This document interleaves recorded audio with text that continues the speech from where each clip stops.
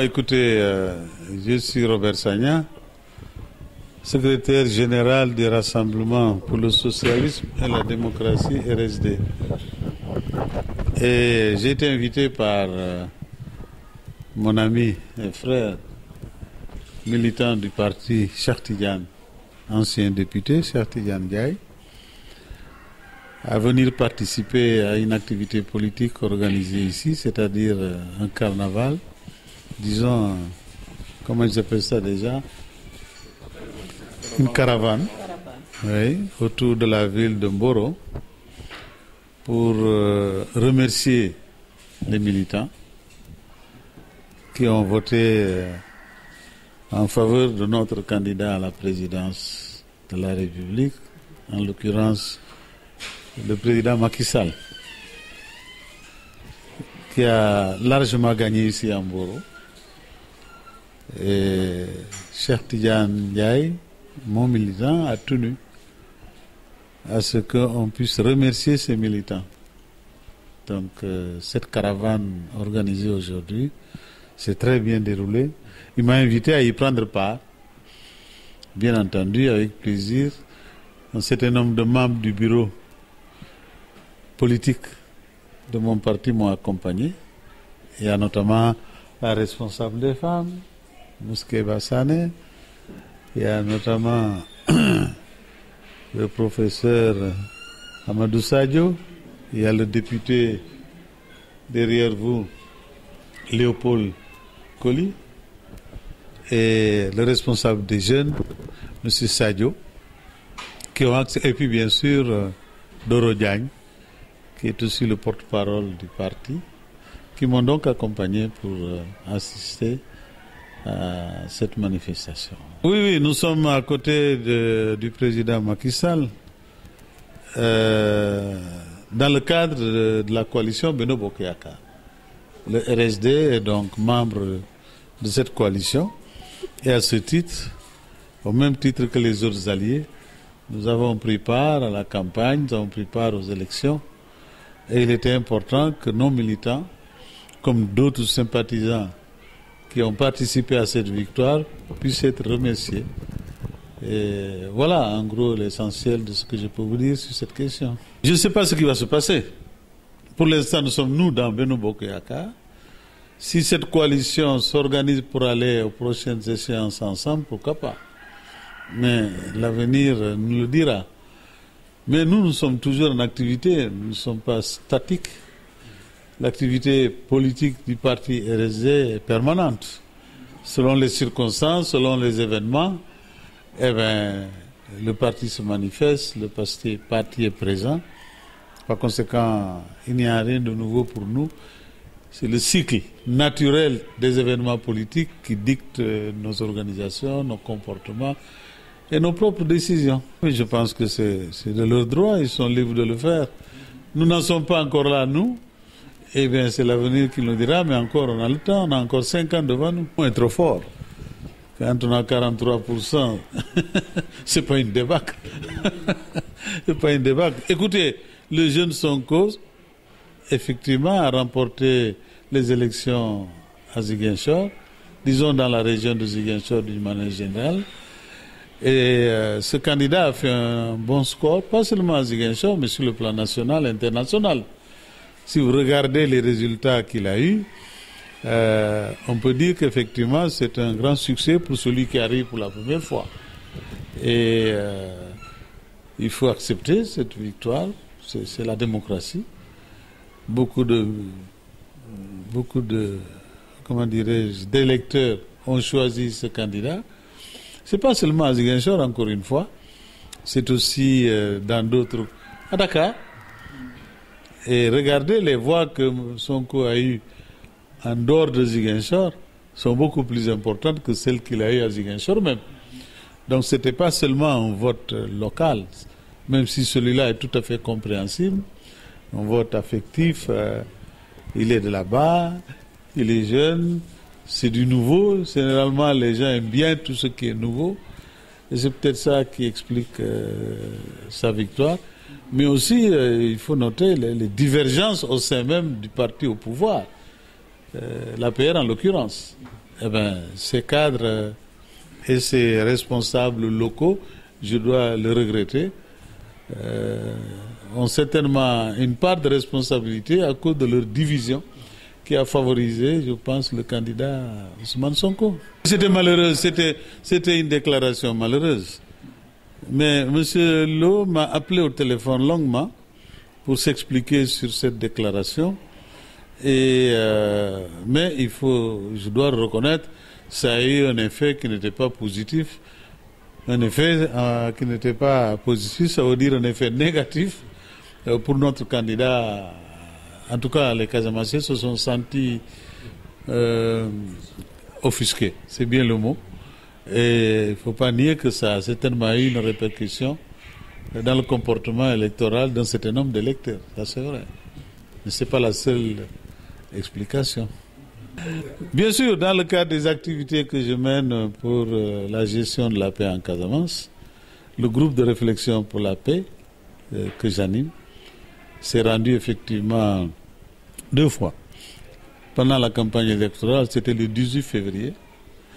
Et ensuite, le 25 dernier, 25 mars, à la demande du MFDC pour échanger, discuter sur le processus de paix.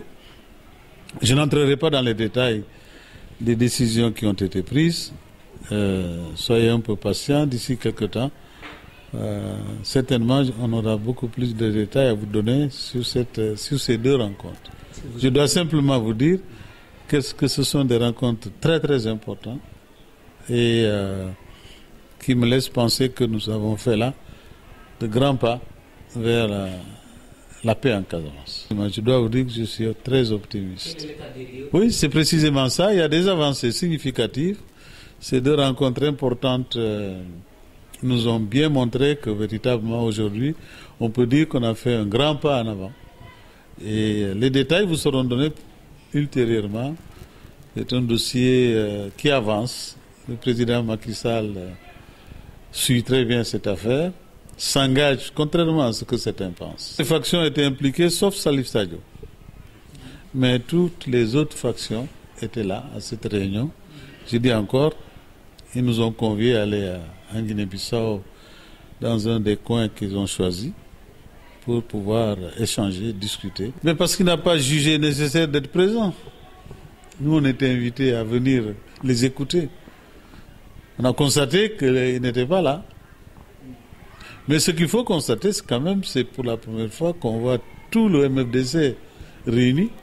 Depuis 4 ans qu'on attend ça. C'est donc quelque chose de très important et rien ne dit que demain, Salif Sadio ne se joindra pas à ses autres camarades. Mais c'est déjà quelque chose de très important. Et je dis encore une fois, vous aurez les détails plus tard. Non, je ne pense pas, parce que Salif Sadio a toujours été isolé par rapport au reste des autres combattants. On avait à l'époque 4 maquis différents, chacun géré par son chef, dirigé par son chef, animé par son chef. Si aujourd'hui on constate une unité qui se fait, c'est un progrès. Vous voyez? Et je dis encore une fois, ce n'est pas exclu que Salif Sadio puisse se rallier aux autres. Et ça, il faut noter aussi que lorsque nous avions des forats avec les populations, et chaque fois dans la zone, les combattants venaient participer à ces forats, je dois noter que Salif Sadio envoyait, même s'il n'était pas là personnellement, envoyait quand même des représentants à ces forats. Donc, il ne faut pas désespérer. Ça ne se passe pas comme ça. Ça ne se passe pas comme ça. C'est le président de la République qui choisit son équipe, n'est-ce pas?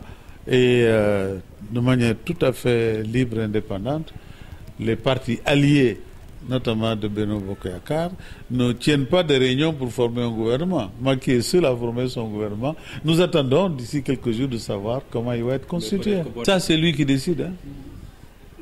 C'est lui qui décide. Non, c'est pas comme ça que ça se passe. Je dis encore une fois, nous participons à notre manière. C'est pas seulement dans le gouvernement que se trouvent ceux qui travaillent avec Macky Sall.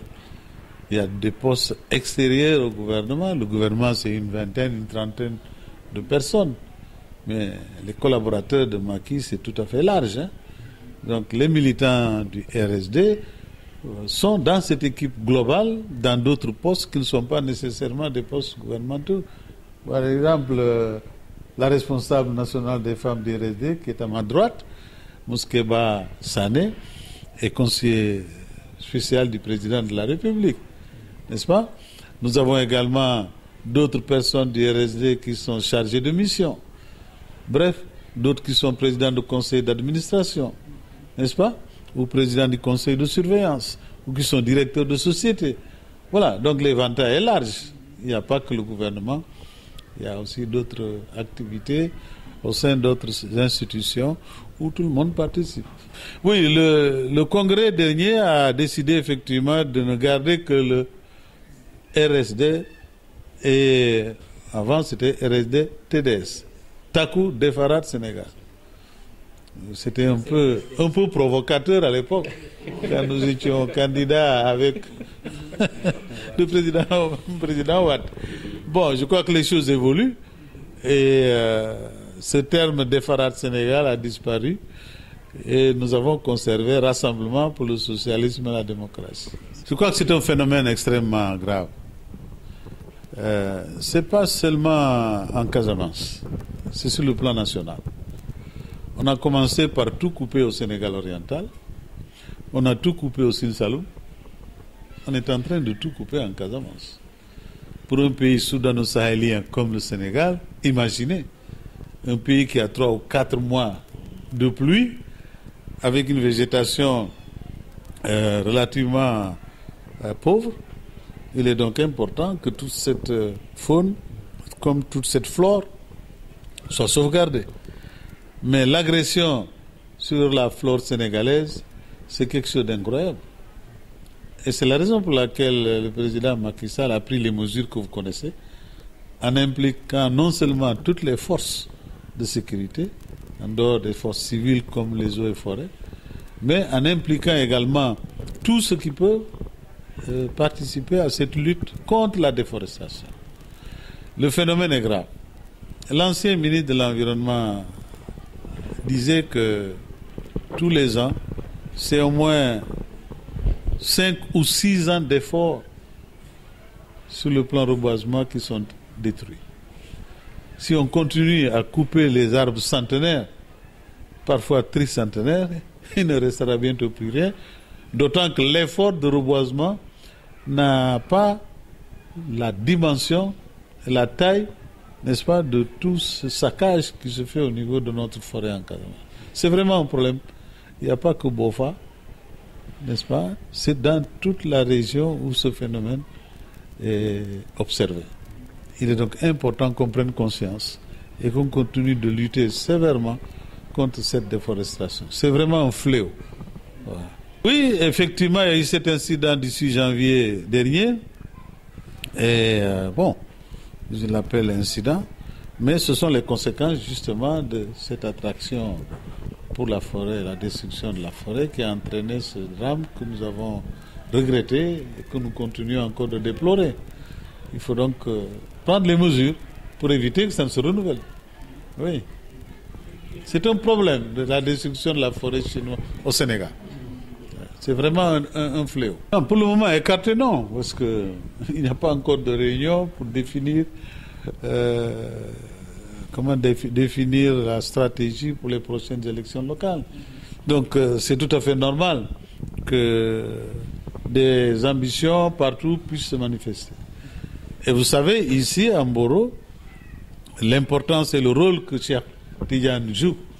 Vous savez également, ici, à Mboro, si le parti RSD a autant de militants ici à Mboro, c'est fondamentalement à cause de Cheikh Tidiane. Nous sommes très très forts ici à Mboro grâce à lui. Il a une popularité, je ne pourrais pas dire héréditaire, mais il le doit certainement aussi à la réputation et à l'influence que son papa a exercée dans cette zone. Et les gens sont reconnaissants à la fois à son père et à lui pour tous les efforts qu'il déploie pour faire avancer le développement dans sa zone, mais également tout le soutien qu'il apporte au président Macky Sall. Et donc nous nous appuyons, n'est-ce pas? Et s'il a des ambitions pour sa ville, c'est tout à fait naturel, nous l'encourageons. Ça se fera dans le cadre de Benno Bokk Yakaar, ça se fera dans un autre cadre. Ça, c'est des questions qui doivent être traitées à l'avenir. Non. Je ne suis candidat à rien maintenant. Je suis resté 22 ans ministre. Un record que personne n'a encore battu. Je suis resté 25 ans maire. Admettez qu'il est peut-être temps que je puisse passer le témoin. J'espère que vous partagez mon point de vue. Voilà. Merci beaucoup.